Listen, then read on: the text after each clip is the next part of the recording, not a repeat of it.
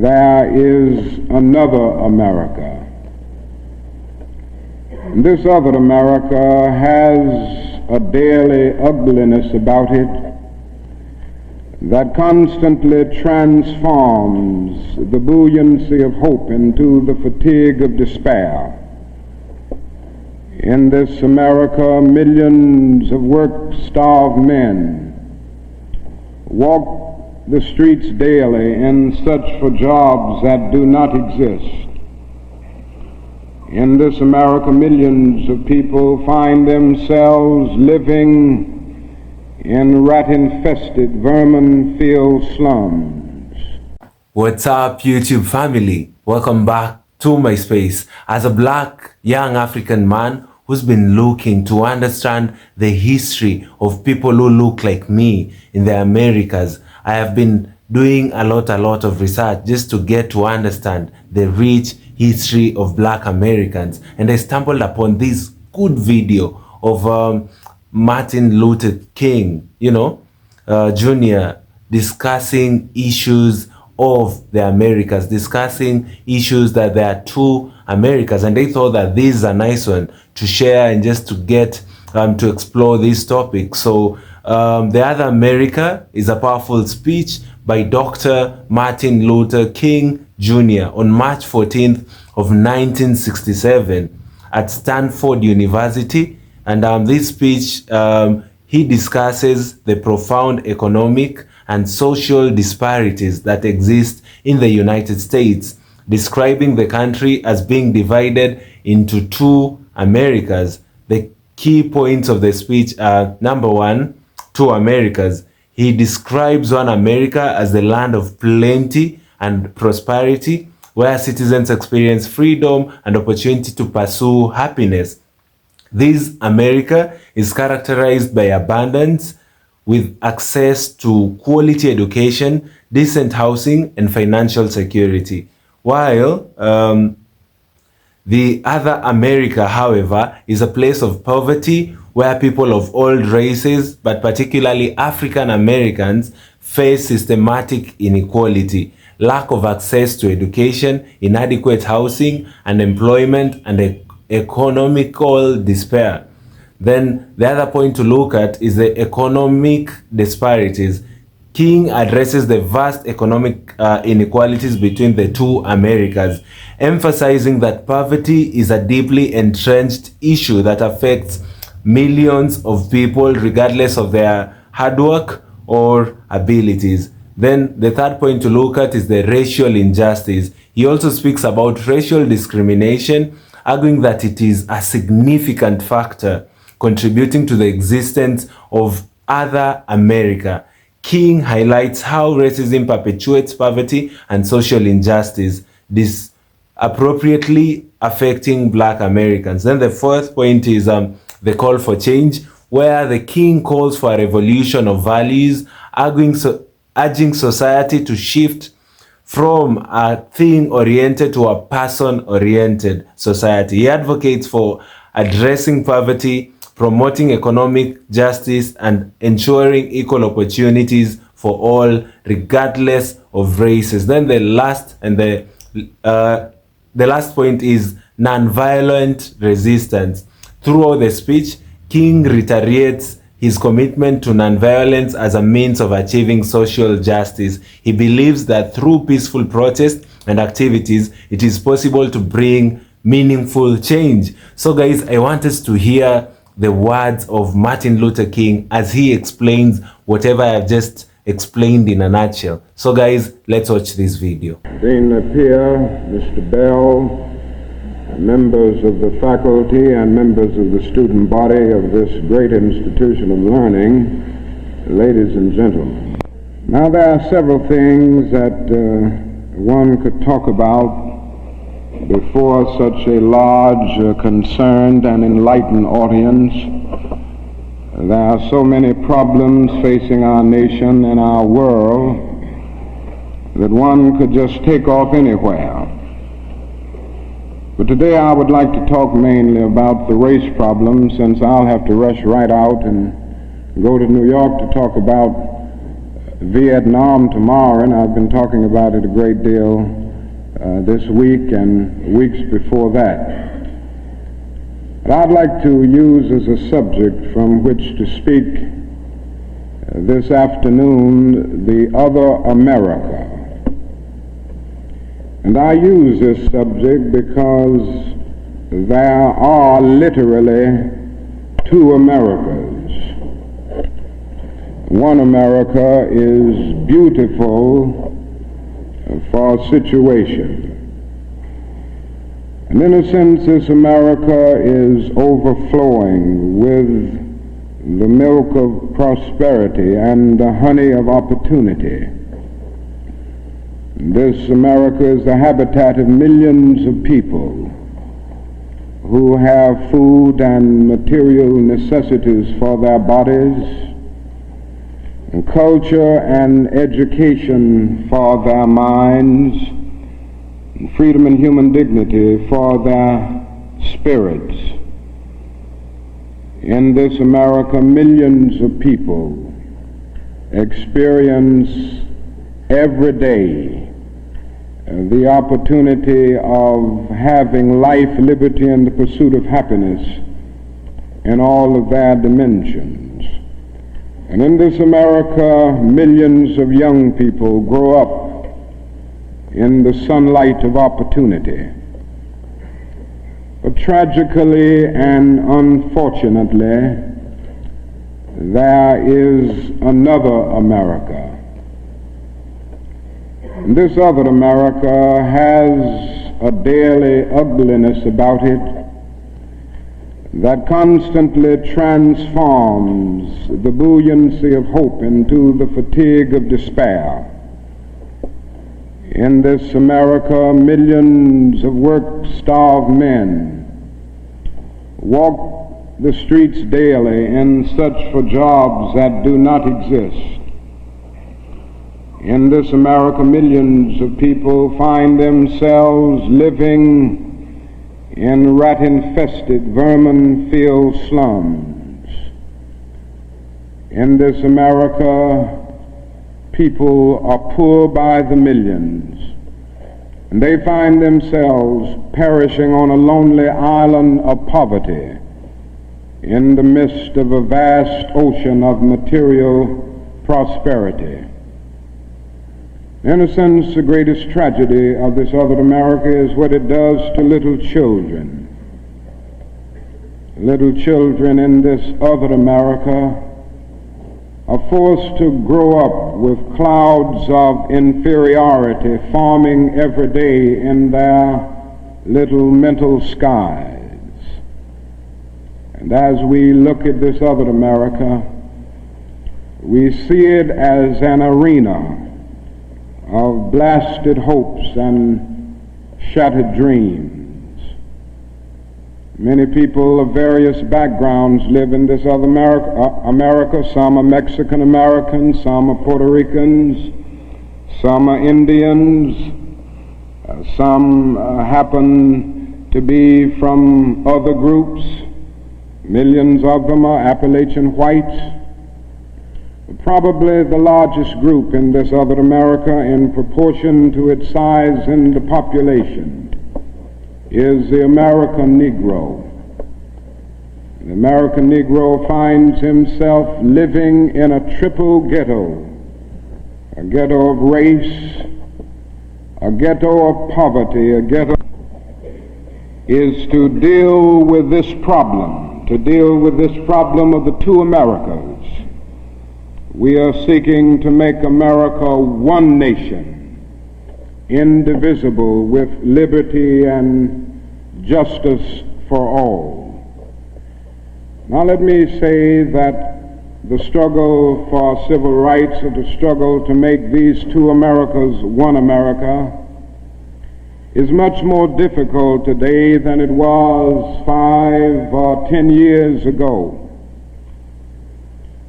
For about a decade or maybe 12 years, we struggled all across the South in glorious struggles to get rid of legal, overt segregation and all of the humiliation that surrounded that system of segregation. In a sense, this was a struggle for decency. We could not go to a lunch counter in so many instances and get a hamburger or a cup of coffee. We could not make use of public accommodations. Public transportation was segregated, and often we had to sit in the back, and within transportation within cities, we often had to stand over empty seats because sections were reserved for whites only. We did not have the right to vote in so many areas of the South. And the struggle was to deal with these problems. Now, certainly they were difficult problems. They were humiliating conditions. And by the thousands, we protested these conditions. We made it clear that it was ultimately more honorable to accept jail cell experiences than to accept segregation and humiliation. By the thousand, students and adults decided to sit in at segregated lunch counters to protest conditions there. And when they were sitting at those lunch counters, they were in reality standing up for the best in the American dream and seeking to take the whole nation back to those great wells of democracy which were dug deep by the founding fathers in the formulation of the Constitution and the Declaration of Independence. Many things were gained as a result of these years of struggle. In 1964, the Civil Rights Bill came into being after the Birmingham movement, which did a great deal to subpoena the conscience of a large segment of the nation to appear before the judgment seat of morality on the whole question of civil rights.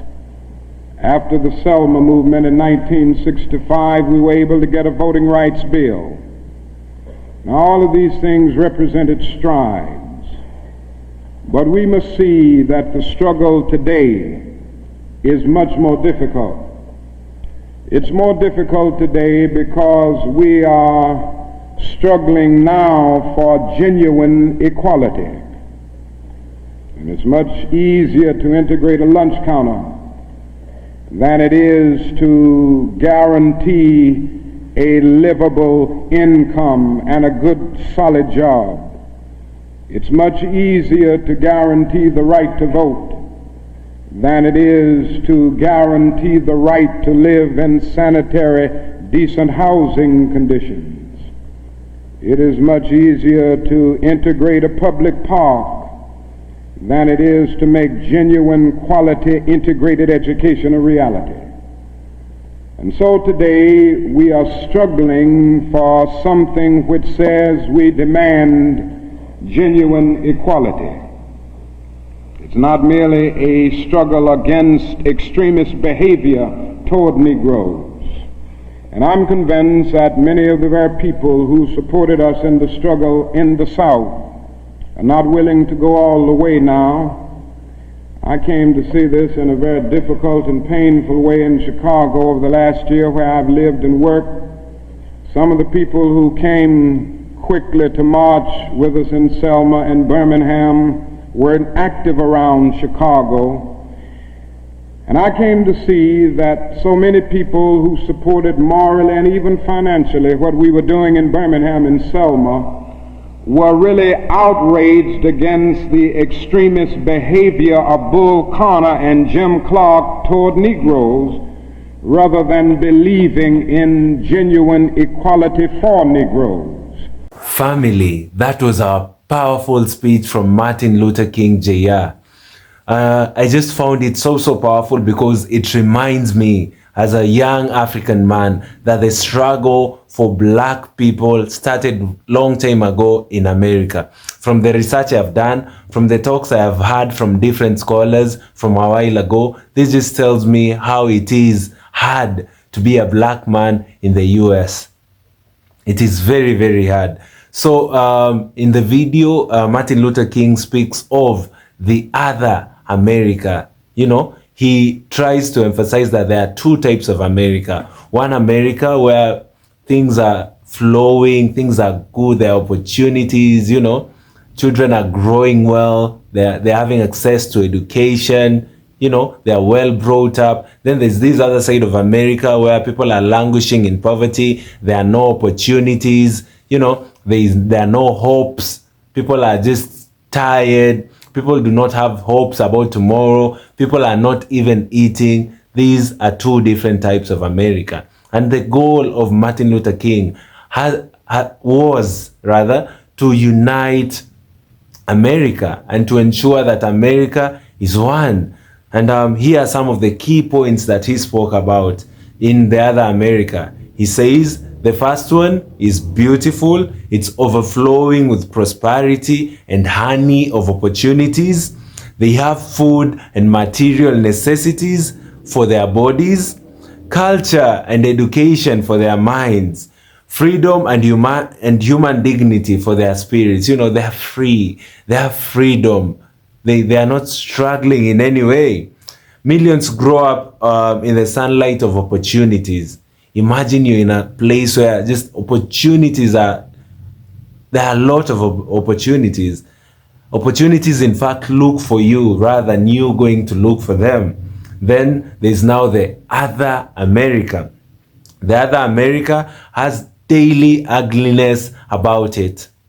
This is the America where black people are stopped by traffic officers each and every time. Some of them killed innocently as they try to reach to give the police their IDs, at the same time having a licensed gun. You know, that moment when you want to declare and say, no, officer, I have this licensed gun, so I am reaching for the ID, I'm not reaching for the arm, you're just shot. That's the ugliness about this other side of America. Then there are millions looking for jobs that do not exist. Remember, the other America, people are in a land flowing with milk and honey. Then on this other side of America, people are looking for job opportunities which do not even exist, man. There are no jobs there. Then people are poor and perishing in languishing poverty. You know, there is nothing good there. Problems after problems. People do not have opportunities. People are languishing in poverty. People do not have food. Then there are little children who are growing up in clouds of inferiority. You know, children are growing knowing that they are inferior, that there is a group of people who are considered better than them. You know, they grow accepting that they are not people who are rendered important. They grow knowing they're inferior, you know. This is what is happening in the other part of America. Then there is a lot of shattered dreams. Imagine you're growing up in an environment where you already know you're inferior. So your dreams are already shattered. You do not have hopes, you know, you're just there. Then the biggest goal for Martin Luther King is making America one, you know, making America one. He wants the same opportunities that the white supremacists are getting, you know. He wants the same opportunities to be on this other side of America. And it's becoming more difficult as time is going. He says 5 years ago, before he did that speech, it was easier to do that than it was at the time that he was doing the speech. It is always difficult to unite the Americas. It is always difficult to ensure that there is equal share of opportunities, that there are no discrimination, that people live with love and harmony, you know, that systems are working for everyone, that black men and women are loved, people of color are loved, people of color getting opportunities. That was the dream of Martin Luther King. He says that at some point he noticed that even public transport was segregated. They could stand in buses because there were specific seats for white folks, as they were seated on the side, standing, looking at the seats, the empty seats. They are all human beings, but they could not sit down because those seats were meant for white supremacists. This is not the America that Martin Luther King was fighting for. And we are seeing the same things in 2024. We are seeing gun violence against black people in 2024. Remember in 2020, when it was trending everywhere, I can't breathe. When George Floyd was murdered, he was shouting, saying that he cannot breathe, but the police went on to press on his neck and step on him. People are so inhuman. This was not what Martin Luther King fought for. This was not the speech that he was trying to push, of the other America. It is sad. It is saddening. It is uncalled for. We are asking for change. I know change is difficult, but now Martin Luther King wanted the change to come in a peaceful way. He did not want people to lose their lives like he did. It's just crazy and crazy. So guys, thank you so much for watching this video. Kindly do consider subscribing to this channel for amazing black stories in Africa and in the diaspora. And guys, I have started a series on the history of black people in the US. The history of people who look like me in the US. And it has been the most amazing journey since I started, because you all have been supporting me, you all have been liking my work, you've been watching. I have gotten a bigger share of subscribers right now from the US, and I do not take it for granted, guys. So continue supporting me. Like this video, share it with your friends and family so that we may be able to learn together. I get to understand that some people who've never seen that video before, that's how we get to learn. This is a video from more than 50 years ago. I have just posted it now for us to learn and interact and get to understand where the black history started. So guys, thank you so much, and see you all in my next video. Goodbye for now, guys.